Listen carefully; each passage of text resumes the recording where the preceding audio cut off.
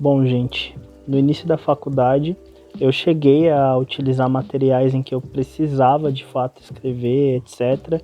Inclusive eu tenho experiência com isso no vestibular. Se vocês voltarem meus vídeos anteriores, vocês vão ver que eu estudei bastante por dessa forma, né, escrevendo, etc. E tive que modificar isso na faculdade porque eu precisava otimizar as coisas, eu precisava de velocidade, porque a gente tem pouco tempo para assimilar uma quantidade muito grande de informação. Então, o que acontece? Eu tive essa questão, né, de que eu tive que modificar para materiais digitais, mas eu notei que muita coisa, assim, algumas coisas, para falar a verdade, eu precisava ter uma assimilação melhor. Que você precisa de fato escrever, aquela coisa que o Pierluigi Piazzi propaga, né? Quando você digita, vai pro HD do computador, quando você escreve, vai pro seu HD. Muita coisa disso tem um pouco de verdade e outras não, né? Mas o que é fato é que algumas disciplinas eu não consegui aprender somente pelo virtual. Então, é bom voltar um pouco atrás para rever algumas coisas. Então, por isso mesmo que eu estou fazendo isso. Eu estou tentando equilibrar o aparato digital, o aparato tecnológico para o meu ensino e equilibrar isso com o tradicional. Depois eu vou mostrar direitinho para vocês o que eu fiz aí. Eu estou etiquetando, né, as disciplinas que eu vou ter. Então, assim, as disciplinas do terceiro semestre, que aí é o início do segundo ano, e são, eu acho que 8 disciplinas. Uau, são 8 disciplinas, acertei. Mas assim, duas delas vão ser vistas, aliás, de forma separada, porque tem a disciplina de tutoria. Então, a tutoria geralmente ela pega um grande tema. Então, por exemplo, geriatria, pediatria, etc.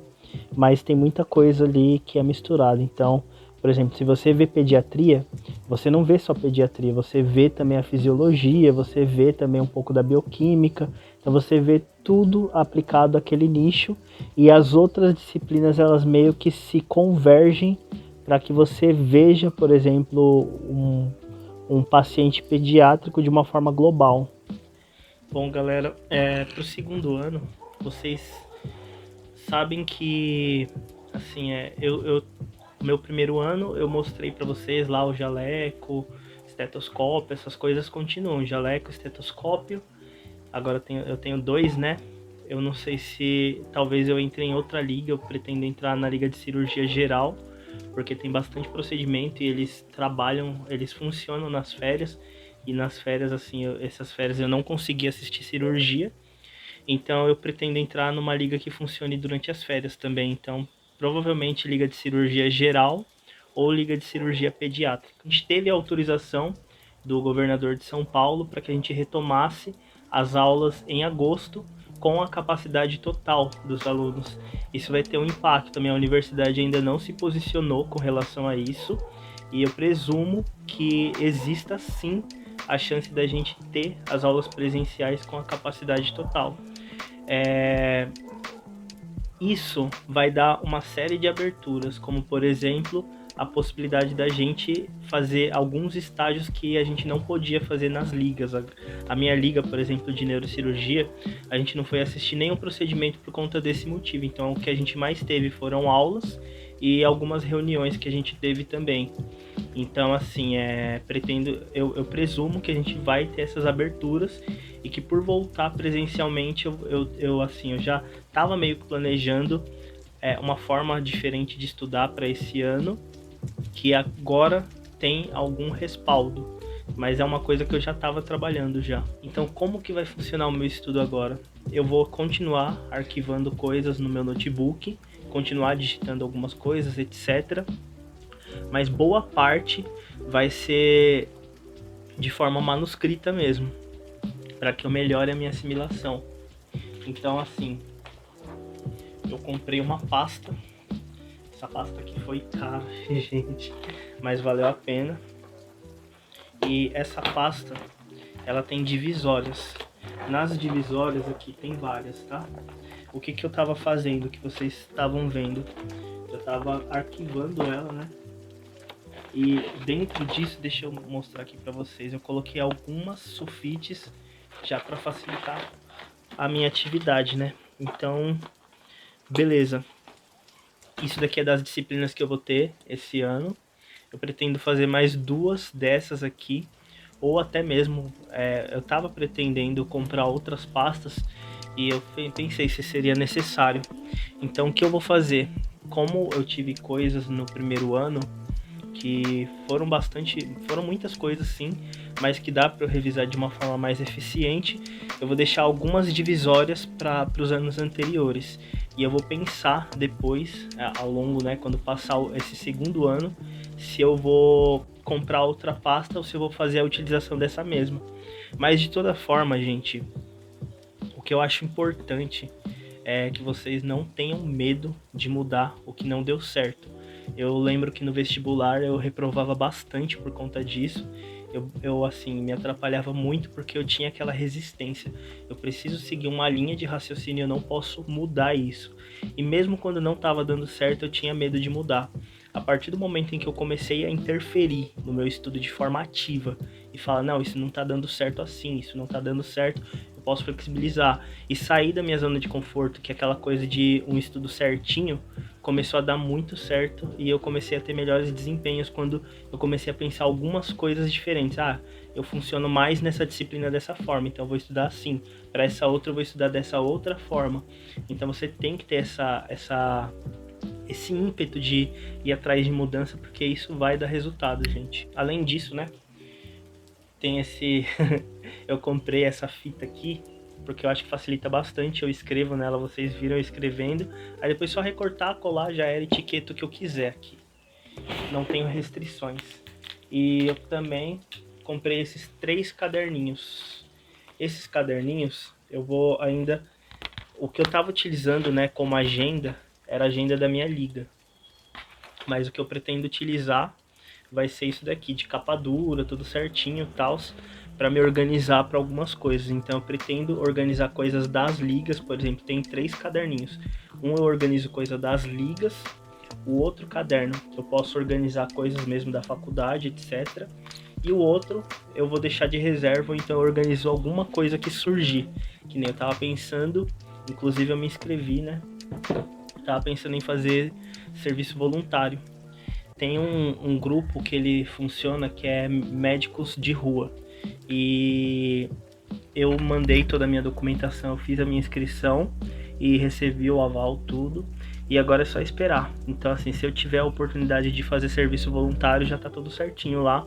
Agora é só esperar o retorno deles. Então, é um interesse que eu tenho de também fazer serviço voluntário, não apenas pelas horas complementares, mas para que eu consiga aplicar muita coisa do que eu estou aprendendo na faculdade e que eu também consiga retribuir de alguma forma aquilo que eu ganhei, né? Eu ganhei uma bolsa que o governo está ganhando, então para que eu tenha esse olhar social e consiga retribuir a sociedade de alguma forma. Então é essa via que eu consegui encontrar. Então, outra coisa que eu não falei para vocês, que eu fui muito atrás nessas férias, é algum serviço voluntário. Então, tenho médicos de rua. Eu também estava vendo outro, que é que seria mais voltado para a parte de pediatria. Então, você faz algum serviço para crianças que tenham dificuldade mesmo financeira. E esse eu estava vendo com uma amiga minha. Ela já faz parte de tudo. Então, eu vou ver direitinho, eu vou avaliar para ver se eu consigo entrar também. Porque eu não vi, por exemplo, eu vi mais atividade pedagógica lá. Não vi nenhuma atividade direcionada para quem é médico ou para quem está cursando medicina, a moto aqui. Então, assim, eu vou avaliar, eu deixei tudo salvo, mas o médicos de rua eu já me inscrevi já. E eu acho que isso daí vai ser bem agregador para minha formação. Coisa que eu troquei, gente, minha garrafinha térmica. Ai, que coisinha linda, né, gente? Não dá pra ficar com aquela garrafa térmica que eu tinha. Tô brincando, vai. O que aconteceu é que eu tava subindo a escada com a outra garrafa térmica, ela escapou da minha mão, caiu na escada e já era. Tipo, já imaginam o que aconteceu. Então destruiu a garrafa inteira. Aí eu tive que comprar outra. E beleza. E aqui as minhas folhas de sulfite. Gente, outra coisa, né, que vocês já viram já também, é a minha bolsa. É uma bolsa grande e eu vou continuar utilizando ela, porque ela não tem nem 3 meses de uso, não faz sentido comprar outra. Aqui é o estojo que eu comprei, cola, e aqui as canetas. Outra coisa que eu utilizava no vestibular que funcionava muito era fazer os meus resumos bem coloridos. Só que assim, coloridos com cores que realmente para mim façam sentido. O verde, o vermelho, o azul, principalmente o preto. Azul e vermelho foram as cores que eu mais utilizei. Azul, vermelho e preto, para falar a verdade. E por fim, só para finalizar, teve um amigo que comentou aí, mandando um comentário no vídeo anterior. Ele pediu para eu explicar como funciona o PBL, fazer um vídeo, etc. Então eu vou aproveitar esse vídeo e vou falar brevemente como funciona o PBL da minha turma, mas eu pretendo fazer um vídeo específico disso, tá? O PBL é uma metodologia ativa que é voltada, centrada no aluno, né? Então o aluno, ele é o personagem principal. Na minha faculdade, a gente tem algumas aulas que são tradicionais, e essas aulas que são tradicionais, geralmente elas são alguma coisa de embriologia, de morfo, etc, por enquanto. E então a gente tem poucas aulas tradicionais, com professor explicando, etc. Isso implica que as nossas aulas, a gente basicamente participa de todas discutindo. E o que acontece? Para algumas disciplinas, a gente tem um estudo prévio, a gente tem um roteiro para estudar antes da aula, então a gente faz o estudo desse roteiro, e quando a gente chega na aula, o professor espera-se que a gente tenha de fato feito o estudo, então ele abre a discussão e ele coordena a discussão, e a gente vai discutindo das coisas que a gente tratou. Tem várias dinâmicas, por exemplo, tem algumas dinâmicas que a gente pega algum tema, então a gente faz um grupo, pega esse tema, estuda e apresenta. Tem tem bastante dinâmica em grupo, assim. Tem algumas que é individual, então a gente tem alguma coisa para falar e a gente tem um grupo menor, assim, então a gente vai e faz meio que um seminário. Então tem muita coisa. E tem a tutoria. A tutoria é o que todo mundo tem medo. Eu gosto de tutoria, sendo bem sincero. Eu gosto de tutoria, eu aprendo bastante e eu gosto muito da metodologia ativa. Eu não consigo mais ficar muito preso assistindo aula, assim. Eu tenho aquela coisa de, tipo, eu gosto de participar. Eu prefiro muito mais a metodologia ativa porque eu me obrigo a ser proativo. Eu me obrigo a estudar, eu me obrigo a ir atrás, eu aprendo a me organizar, eu aprendo a montar os meus roteiros, eu aprendo a fazer tudo que eu preciso. Então assim, você se torna mais autônomo, você vai atrás de autores, você vai atrás de artigos científicos, você aprende a trabalhar com isso. Então eu acho muito interessante nesse sentido. Agora falando da tutoria. A tutoria, pelo menos na minha faculdade, ela funciona assim. A gente tem a abertura ela acontece numa terça-feira. Na terça-feira de manhã a gente tem essa abertura e a gente abre um caso. Vocês já assistiram House? É algo parecido até ele chegar no diagnóstico. Beleza, a gente faz na terça-feira a abertura, então, sei lá, a gente lê um problema, um caso de algum paciente e tal, o paciente tal, sei lá, apresentou hiperglicemia, etc. Então, vários pontos assim da narrativa, depois a gente vai e destaca o que é principal. Então, na tutoria a gente tem um coordenador, a gente tem o tutor, que é o professor, que vai organizar tudo. A gente tem o coordenador, que ele vai manter a dinâmica, ele vai pedir para as pessoas participarem, ele vai organizar um pouquinho o tempo, etc.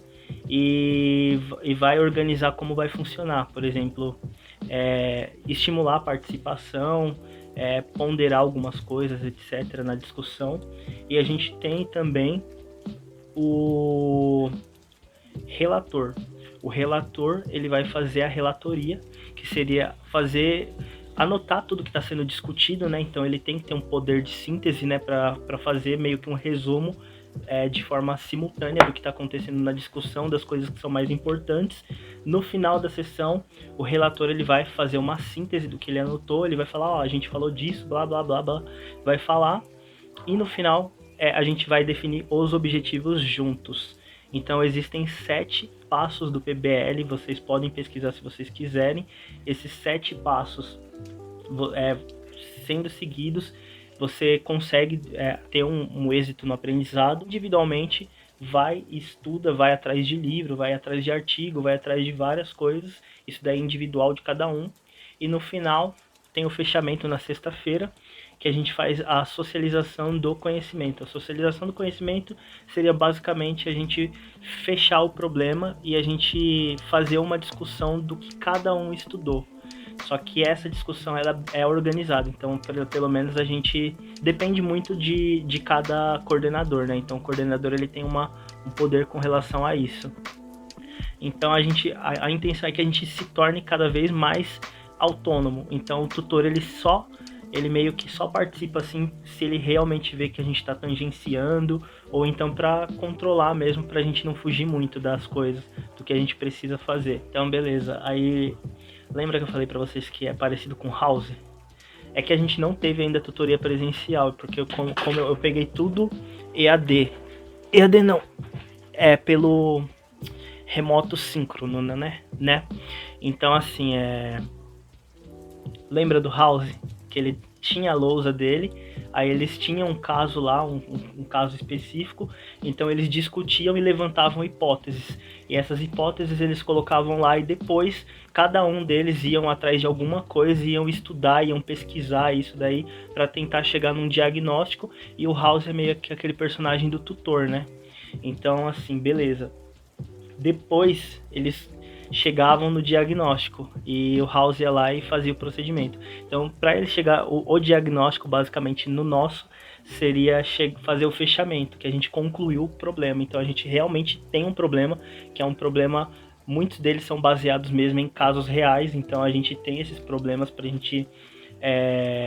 gente estudar, etc., e chegar nesse diagnóstico. Então, a gente basicamente desenvolve o raciocínio de trabalho em equipe médica quando a gente faz isso. Então a metodologia ativa eu acho muito, muito legal nesse sentido, porque não é aquela coisa maçante de você ficar só vendo aula, só vendo de forma passiva e às vezes anotando, porque tem gente que realmente é mais ativo para fazer essas coisas, mas eu acho assim muito o professor lá explicando, etc.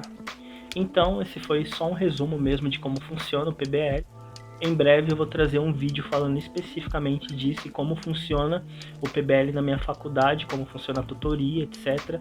E eu vou explicar certinho, particularmente, cada parte que eu faço lá, tanto da tutoria como das outras disciplinas, como isso é aplicado. Gente, espero que vocês tenham gostado do vídeo. Peço que vocês se inscrevam no canal, que vocês ativem o sino de notificações, que vocês distribuam esse vídeo para quem estiver precisando. E que vocês sigam no Instagram, né? Porque no Instagram eu posto muita coisa da minha rotina. Agora eu vou terminar de tomar o meu café. Eu vou terminar de organizar as coisas aqui. E era basicamente esse o vídeo, tá? Logo tem mais coisas aí. É nóis, sucesso. Tchau!